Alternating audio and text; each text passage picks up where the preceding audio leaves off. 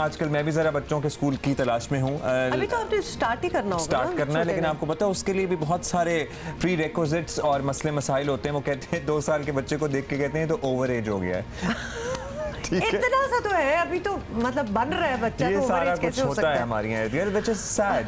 तालीमी इदारे 15 सितंबर को खोलने हैं या नहीं खोलने हैं, बैन सूबाई वज़राए तालीम आज वफाकी वज़ीर तालीम शफकत महमूद की ज़ेर सदारत इजलास में फैसला करेंगे। तालीमी इदारों से मुताल्लिक SOPs को भी आज हतमी शक्ल दी जा रही है। इधर रुक जाए, SOPs की चूंकि बात ही हो रही है तो बीच में हमें एक मैसेज भी आया था अभी, और हम रेस्टोरेंट के SOPs की बात कर रहे थे। अपेरेंटली एयरलाइंस जो है वो भी अब वो SOPs फॉलो नहीं कर रही, जिस वलवले से स्टार्ट हुए थे कि एक सीट बीच में छोड़ के और मास्क एंड ऑल दैट, सुना है कि अब ऐसा हो नहीं रहा। I have not travelled recently by air. I travelled 2 weeks ago, 2 weeks ago. हाँ, तो कोई नहीं था ऐसा मसला। There you go. तो अब हम स्कूलों में कैसे SOPs के विल मेक श्योर के हों। बट एनीवे आपको ये बता दें कि वजारत सेहत के हुकाम से ब्रीफिंग के बाद तालीमी सरगर्मियों की बहाली के लिए सिफारिशात तैयार करके कौमी राब्ता कमेटी को भेजी जाएंगी।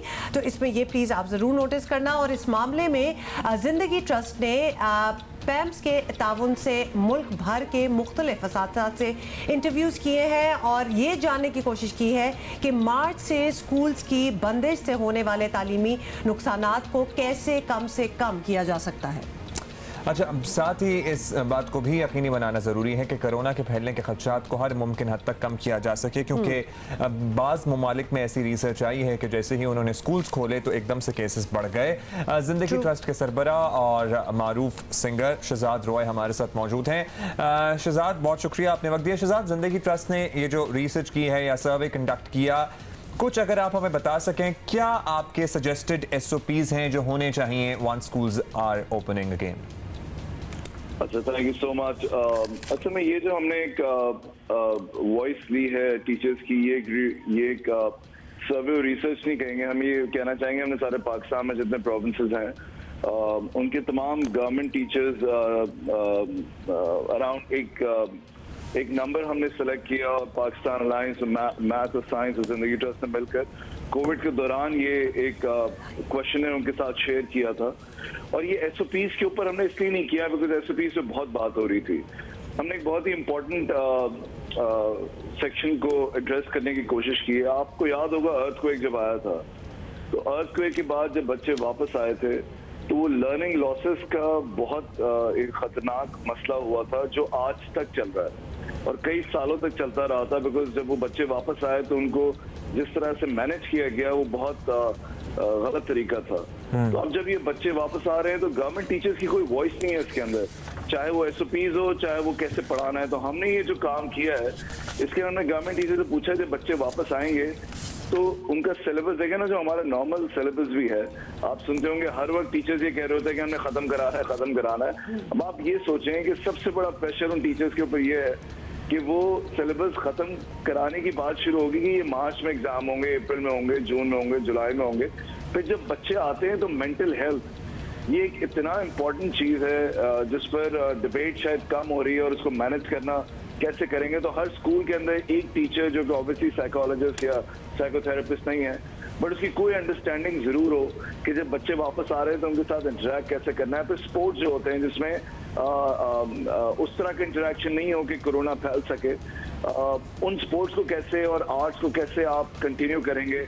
ये वो तमाम चीज़ें हैं जो गवर्नमेंट टीचर्स ने हाईलाइट करने की कोशिश की है इसके अंदर कि उनको हेल्प चाहिए होगी। बिकॉज कुछ ग्रेड्स हैं, स्कूल्स हैं जिसमें एक ही टीचर 6 क्लासेस को पढ़ा रहा होता है, अलग अलग सब्जेक्ट। तो वो उनको तो टीचर्स की जरूरत होगी हायर करने की, चाहे वो SOPs इंप्लीमेंट करने हो, चाहे उन बच्चों को सिलेबस खत्म कराना हो या जो भी करना हो। तो वहाँ पर कौन उन टीचर्स को हायर कराएगा। तो ये हमने एक पूरी एक रिपोर्ट बनाई है ताकि ये आज मैंने शफकत महमूद, सईद गनी सबसे शेयर किए। दे आर वेरी सपोर्टिव और वो इन तमाम चीज़ों को का ख्याल रख रहे हैं। खासतौर पर शफकत साहब और सईद साहब से तो मेरी बात भी हुई है इस पर इस रिपोर्ट को शेयर करने के बाद। तो ये इन चीज़ों का ख्याल रखने की कोशिश जी बिल्कुल, डेफिनेटली इन चीज़ों का ख्याल रखना चाहिए। लेकिन this would absolutely be the first time कि अगर स्टूडेंट्स और टीचर्स की मेंटल हेल्थ पे भी गौर किया जाए। ये तो कोरोना की वजह से लॉकडाउन हुआ, स्कूल्स बंद रहे, तो ये चीज़ उभर के सामने आ गई है, ऊपर आ गई है प्रायोरिटी लिस्ट में कि इस पर भी तवज्जो देनी चाहिए। फिजिकल हेल्थ और हाइजीन के इश्यूज पे अभी तक कुछ नहीं कर सके हम लोग। पूरे नहीं होते तो what to talk of mental. But are you hopeful Shehzad के in the wake of what all has happened in the world और ऑब्वियसली पाकिस्तान में भी कोरोना की वजह से किस तरह सब बिजनेसेस हर चीज स्कूल्स वगैरह ठप रहे, तो अब मेंटल हेल्थ को प्रायोरिटाइज किया जाएगा स्कूल्स में और वो भी गवर्नमेंट स्कूल्स में। देखिए वो होता ही है कि जब भी कोई एक हादसा होता है उसके बाद कुछ ना कुछ तब्दीली जरूर आती है। जब ज़ैनब का वाक़या हुआ तो हम 2011 से life skill based education learning पे काम कर रहे थे, बट अचानक से उस सिंध का करिकुलम बन गया और फिर पंजाब जाना शुरू हुआ, बलूचिस्तान में शुरू हुआ। तो इसी तरीके से जब ये कोरोना ने बहुत सारी चीज़ों को एक्सपोज कर दिया, अब आप ई लर्निंग को ही देखें, लोगों को समझ आ गया कि हमारे इवन बेस्ट प्राइवेट स्कूल्स में टीचर्स कितने बुरे हैं, माँ बाप ने रियलाइज करना शुरू किया। तो इसी तरीके से मेंटल हेल्थ अब वो टॉप पर आ गई ये बात।